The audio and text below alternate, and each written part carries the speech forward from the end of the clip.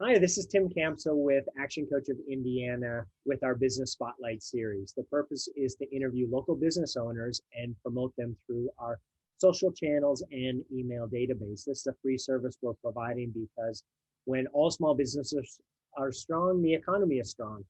Today, I have the pleasure of meeting with Mitch. Hey, Mitch, it's great to have you on the program today. Hello, how are you? I'm well, thanks. How about yourself? Doing great.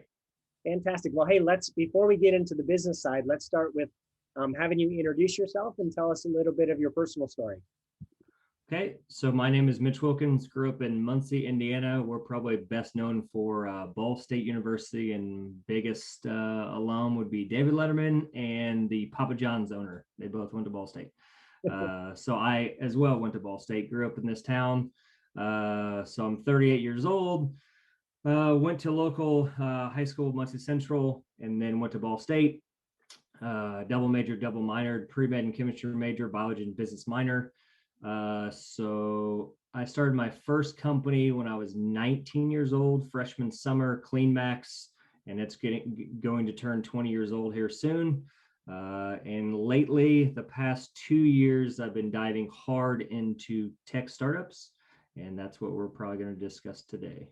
Fantastic. Well, yeah, let's tell us a little bit about your business or businesses. Yes, so the two that maybe three that we'll cover is QR Realtor, basically helping real estate agents. I have a version called QR Auto that's basically the same thing, except it's for car dealerships.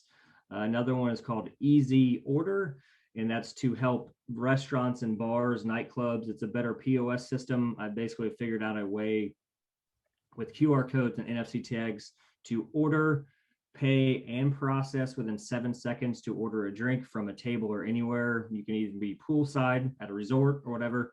And so basically eliminated the need for servers or to flag down a waitress or to stand at a bar and not enjoying yourself. You could be at the table doing your thing and then be able to order within 7 seconds. And the last one I just actually was coding last night is a digital medical ID, and one of them is a bracelet, and I have stickers you can put on your phone or any device. I even made a ring last night, and it's to basically, instead of having a medical bracelet that only gives you like 3 or 4 different pieces of information, this you just swipe over any phone, any device, it'll pop up a notification, and it gives you a list of all your conditions, what you're allergic to, the medications you're on, everything. And we're even working on sending that to EMTs when they're en route. So that way, if you're allergic to something, they know not to bring it in. Or for me, I have AFib. So that means I have a heart condition. So they would bring in a defibrillator with them. So that way, instead of having to come in, check my vitals, and then that 30 to 60 seconds of them having to go back out to their ambulance to get the defibrillator and come in could have saved my life if they know en route.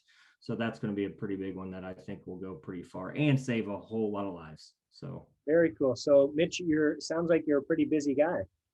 yeah, I love what I do, and I work 16 plus hours a day, work out 2 to 3, sometimes 4 hours every single day, and then I only sleep about 4 or 5 on average, but I love it, and that's what I do. So So, few different businesses that you got going on. You mentioned that you started your first when you were in school. How yep. long have these other businesses been around?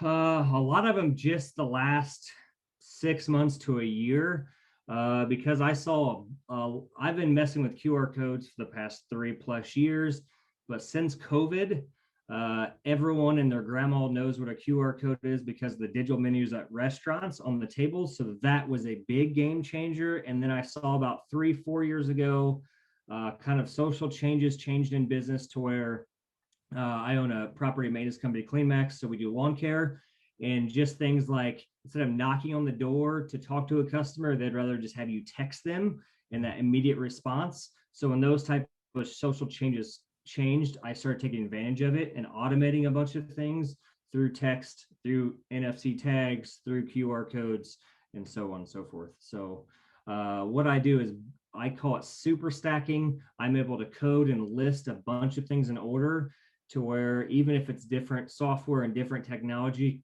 technologies. I can put them all in order and code them in sequence and then make them actually link together, and in a way that no one's ever done before. And so when people see my videos, they're like, how did you do that? And it's just what I do. I mean, I kind of a funny story is my first website I built when I was 15. This was back in 98. So, and so I went to my dad's computer lab. He was a professor at Ball State, anatomy and physiology, and there was 30 computers in there. Moved all the chairs, brought in his rolling chair, fired up all computers. We had dial-up back then, and literally self-taught myself how to write code by going to the first computer, testing it, pressing enter, going to the next one, by trial and error, and then by sliding up to the after the 30th computer, going back to the first. By that time, it had finally uploaded, and literally self-teaching myself just by trial and error. And I had even GIFs in little loop 3-5 second videos of rollerblading because I was 15, so I couldn't drive yet. So rollerblading was my life. And even one page was about the Chicago Bulls winning the championship. So that was kind of, and it's still out there free somewhere, Rollerblades with a Z. So I'm sure someone could find it on the dark web. But there was, people don't realize there was no YouTube back then. There's no way to Google, no way to actually get the information of how to code back then. So literally it was just a language to me, and I self-taught it. So ever since then, I had that mindset of how to code, how to process, how to figure things out. When I hear no 1,000 times a day from even coders that I work with today, they're like, that can't be done. And I'm like, there's always a way. And we've always found a way. There's not one time that we haven't been able to figure out. Sometimes Apple kind of makes it difficult because they stranglehold their software, but other than that, we haven't had a problem. So. Fantastic. So Mitch, who do you serve? Who's your best client or customer, or who's your target audience? I know you've got again a couple different businesses, but is there a general type of person you're going after? Well, we always say everything I build, I have to make it to where a 5-year-old and up to an 85-year-old can use it. And to where if I put it in front of you, you don't have to watch a tutorial of how to use it. So I try to make it as simple as possible. And I even do no drop-down menus to where you literally fill out that screen. Most of the time it self-populates entries and that type of stuff, to where literally you hit next, it goes to the next page. So there's no way to not get the data that you have to enter in the sequence you have to. And that's really the only client I go towards, is I make it as simple for everyone to use, so that way anyone can use it. But. Fantastic. So COVID's had an impact on many businesses. What's the greatest effect it has had on your businesses? Yeah, so what I previously brought up, by far, QR codes, just getting the knowledge out to the masses by that little digital menu on restaurants. So during COVID, whenever it first happened, no one really knew, but as soon as that we relaxed and people started opening up to where they would go out there, and then everyone didn't want to wipe down menus and everyone started doing digital menus, that was by far the biggest thing, because Q Realtor literally relies on QR codes. So on a real estate yard sign, we aren't doing phone numbers anymore. I don't even have to put their name anymore. Literally, I'm putting a large QR code, and I'm using it as a CRM and a launch point. So they can actually very easily scan the QR code and get the 3D tour of the house they just drove by. And then from then on, my software take advantage of that. Oh, that's fantastic. So you don't even have to get out of your car. You can probably just and you don't have to remember that phone number. You don't have to take a picture of it. Literally, you just, as you're driving by, slow down, stop, whatever, pull out your phone, go to camera. And that was the other big thing, is about 2 updates ago, iPhones made it to where you didn't have to have a separate app to scan a QR code. They made it part of the camera. And that was about 21 months ago. So that was a huge update, because Android's always been a little bit of in front of iPhone. So whenever they did that on iPhone, that was a big update. So fantastic. So we've all had to pivot during the pandemic to figure out ways to make our business survive. What's one action that you had to take, or you did take, to allow yourself to excel through COVID, and how's that been working for you? Yeah, so it's funny to me that every other small business, or a lot of them, had to pivot or had to change a lot. What's funny about CleanMax is we've been paperless for over 9 years, all digital for 8.5, and remote for 8. So I haven't been to my warehouse office in over 8 years. So when COVID hit, actually for CleanMax and the other companies that I've had, nothing changed. But I'm the techie, and so I was way ahead of the curve. Sure. And so it wasn't funny to me, but it was interesting to me to see how many people had to pivot hard and had to make large changes, and had to figure out what Trello was or Slack was or Zoom was or whatever. And we've been doing all that for years. And so that was a big advantage for us. So as those other companies stumbled, I feel like I was able to take advantage of and try to push harder to go after those markets. Fantastic. So here's an interesting question, Mitch. It's been said that smart people learn from their mistakes and wise people learn from the mistakes of others. So what's a mistake you've made along the way that you'd be willing to share so that other entrepreneurs can learn from your experience?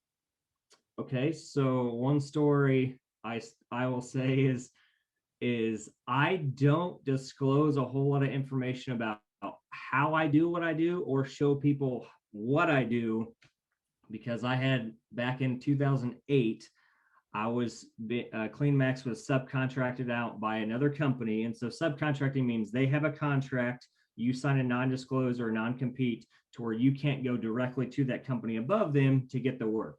So I had a 2-year non-compete contract with them. And so all this information came to me, and we did very good work, and only had 4 employees working for that contract. They pulled me into the office and said, "How many employees do you have?" And I said, 4. They said, "How are you doing that much work?" And they showed me like all the work we do compared to the other people. They're like, "He has 12, he has 14, he has 16, and they're doing like a tenth of what you're doing. How are you doing what you're doing?" About 30 minutes into me talking to them, they then basically stopped. And then within about a week, they sent an email to all 85 contractors across 4 states and saying, "You have to switch to Mitch's system." And basically, back in 08 was LTE mobile hotspots, and I was using little netbooks, and they're like $175 little computers that you can have in cars, basically what cops use. And so I shared how I'd turned their forms digitally and how I was using a waterproof camera and what I was doing to save time and to make my employees do the work while they're driving, instead of basically making all of their employees in their office work. So how this worked was they sent out this email. They had to switch to Mitch's system by September 1st. All 82 to 85 subcontractors had to switch by that date. And then that company then fired 44 data entry people. I know it was 44 because my company did the work for that second building they bought just months prior. I put up resurfaced all the floors, put all the cubicles, and then they only keep 1 manager after that. So I just did basic math, $22,000 a year for the data entry people. That's over $960,000 just in salary alone that I saved that company, plus other things. So we can call it $1 million I saved that company just by stealing what I was doing. I didn't mind sharing because it was making me very efficient. Didn't know they were going to then pivot and do that. So that's basically one of my biggest mistakes, that I wouldn't say stranglehold what you have, but be very leery of who you share information to, because you don't know what they're going to do with Right. it. But Right. So a different way of that situation could have been that you sold them the information, or at least, is that what you're saying? Is don't just. Oh yeah, I could have leased it to them. I could have sold them, because unless they show that they had someone named Mitch on their payroll in that office, pretty sure it'd stand up in court that, hey, I should at least get 10% of whatever they were saving on that salary or whatever. So, Well, hey, thank you for sharing that. I appreciate it, and yep. will help many people who are listening to this video from your experience. So thank you for being willing to share that. So Mitch, second last question here. We've got your contact information. We'll be sure to include that along with this video. But is there anything else that you want to make sure that listeners know about you or your company, or any types of offers that you're running? No, probably I sent you a couple QR codes, and then you can add the links, so that way if they're on their phone, they can just hit the link. But I am very tech savvy. One of the platforms I'm sure I'll come out soon is a smart home. I'm building a smart home for the cheap, actually in this room, in this house. And then I want to basically share that with people. Probably the biggest thing is, if you like tech, reach out to me. Always looking for coders, always looking for people to work with. I've now learned in the past 6 months to a year that building a network is far more valuable than trying to do everything yourself, because with that network, you have connections and people that basically, the more eyeballs that can see my stuff, then the more I can get out there. And now I'm to the point where I want to sell a bunch of the products that I've now built because I have patents on them. And then also probably my biggest holy grail is my patent. It's called System for Allocating All Emergency Services. So this patent, it kind of ties into the digital medical ID, and it sends the information automatically to the EMT, the ambulance, the police, the fire. But this patent in particular will allow all emergency services to never see a red light again en route. So that, compared with my medical ID tech, I think will save so many lives. I had a meeting with the mayor a few months ago, trying to tell him, hey, my stuff's cheaper, better, faster than what you're currently doing. I don't have to add hardware. One thing I build is just software. I do not like hardware. Hardware is expensive, breaks, you have to replace it. So everything I build is just software based. So I told him, hey, look, we don't have to install things at the lights, traffic lights or whatever. So that one I would literally sell that patent to the government for $1 just to go nationwide with it, because I think it'll save thousands of lives. Just imagine all emergency services never see a red light again. I think that would be a game changer. So cool. Yeah, that one's a big one. Last question here. Tell us what's been most inspiring to you during all the craziness of the past year and a half. Most inspiring, I would probably say people getting on social media and actually like joining forces. I saw a bunch of that, a lot of collaboration and a lot of reaching out to other people. Like I follow Gary Vee, Grant Cardone, Brad Lee. There's a bunch of guys that I respect and that are doing big things in the business world. And a lot of them are becoming mentors and putting out content to help others and not really driving it to monetize it or whatever. And I feel like I would like to be there one day, like on their level. And I feel I'm very inspired whenever I've seen them go really hard since COVID. Before they were doing it before, but I feel like a lot of people have pivoted since COVID in the past year and a half and really got into it. And I don't know, I love that and respect that. So fantastic. Well, thank you so much for sharing all of your insights and stories today. That does conclude the interview. For folks listening to this, if you've heard something that has spiked your interest, please reach out to Mitch. Again, I'll include his contact information along with this video.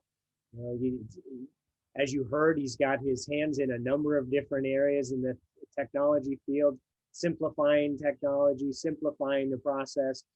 Most importantly, what I heard a couple times, which is so cool, is just his passion for saving lives through the different things that he is bringing to market, or the patents that he has. So Mitch, awesome. Thank you so much for your time today. Appreciate the opportunity to learn a little bit more about you and your business, and I wish you tremendous success. Thank you very much. I appreciate you. All right. Have a fantastic day. You too. God bless. Bye-bye.